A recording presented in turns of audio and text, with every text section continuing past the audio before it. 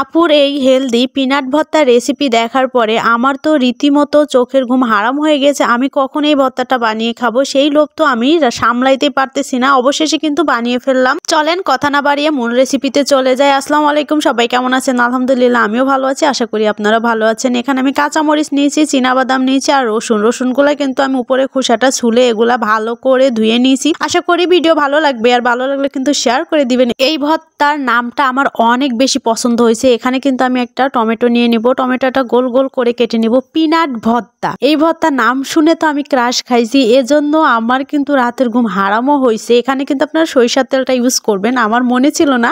আমি সয়াবিন তেল দিয়ে রসুন আর মরিচটাকে কিন্তু ভালো করে ভেজে নিব। রসুন আর মরিচটা যে ভালো করে ভাজা হয়ে যাবে, এখানে আমি ধনিয়া পাতা দিব। ধনিয়া পাতাটা আগে থেকে ভালো করে আমি ধুয়ে নিছিলাম। পিনাট ভর্তা নামটা শুনলে অনেকেই অবাক হবেন। আমরা যশোরের মানুষ, আমরা কিন্তু বাদাম একটু বেশিই খাই, কারণ আমাদের এখানে কিন্তু চীনা বাদাম চাষ হয়। যারা যশোরের মানুষ ভিডিওটা দেখছেন অবশ্যই কিন্তু তারা সুন্দর একটা কমেন্টস করে যাবেন। রসুন মরিচ ধনিয়া পাতা ভাজা হয়ে গেছে, এখানে আমি একটা টমেটো ভেজে নেব। আমরা কিন্তু বাদাম ভর্তা আমি ছোট থেকে খেয়ে আসতেছি, তো আমরা টমেটো ইউজ করি না বাদামি, মানে ভর্তাতে আমরা টমেটো দেই না। আপুর এই জিনিসটা ভালো লাগছে যে টমেটো দিছে, এজন্য ভর্তার স্বাদটা আরো দ্বিগুণ হয়ে গেছে। আমরা এমনিতেই রসুন পেঁয়াজ কাঁচা মরিচ ধনিয়া পাতা দিয়ে সাধারণত আমরা বাদাম ভর্তাটা খাই। আর আপুর বললামই তো যে সবচেয়ে বেশি ভালো লাগছে যে ভর্তাতে টমেটো দিছে। আর আমি আপুর ভিডিও অনেকেই দেখি, নামটা শুনে আমিও কিন্তু এই পিনাট ভর্তাটা বানিয়ে নিলাম। বাদামটা অবশ্যই ভালো করে ভেজে নেবেন। আমরা সাধারণত বাদাম ভর্তা বানাইলে বাদামটা ভেজেই নিই, অনেকে এমনি খোলাতে ভাজে আবার তেল দিয়ে ভাজে। আমি কিন্তু বাদামটা তেল দিয়েই ভাজলাম।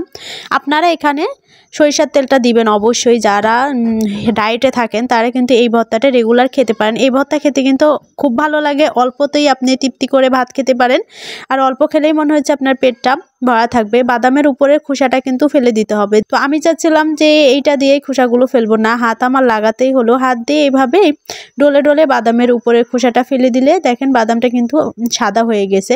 যতটুকু সম্ভব ফেলে দিবেন। আর আপনারা বললামই তো অবশ্যই একবার হলো এই পিনাট ভর্তা খাবেন। আমি কিন্তু শিলপাটায় বেটে নিছি, বাটার সময় এখানে একটা পেঁয়াজ দিছি, দেখেন কত সুন্দর হয়েছে। মানে কি বলবো, আপুকে ধন্যবাদ না দিয়ে পারতেছি না। আপু আপনাকে অসংখ্য ধন্যবাদ। আপুর নামটা আমি ভুলে গেছি, এজন্য বলতে পারতেছি না। এই ভর্তা থাকলে বাড়িতে আর মাছ মাংস কোনো কিছুই লাগবে না, আপনি কিন্তু তৃপ্তি করে ভাত খেতে পারবেন, আর হাড়ির ভাত তো উদাও হয়ে যাবে। আমি কিন্তু ভর্তাতে যথেষ্ট ঝাল দিছি, আর এখানে এক টুকরা লেবু নিয়ে নিলাম। আপনারা যারা আরও বেশি আমার থেকে বেশি ঝালখোর তারা কিন্তু এখানে আরও মরিচ দিতে পারেন, দিয়ে খেতে পারেন।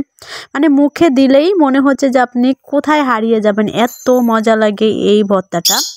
যারা ডায়েট করেন তারা কিন্তু অবশ্যই এই পিনাট ভর্তাটা ট্রাই করবেন। আমি তো এর প্রেমে পড়ে গেছি, আশা করি আপনারাও এর প্রেমে পড়ে যাবেন। সবাই ভালো থাকবেন, আল্লাহ হাফেজ।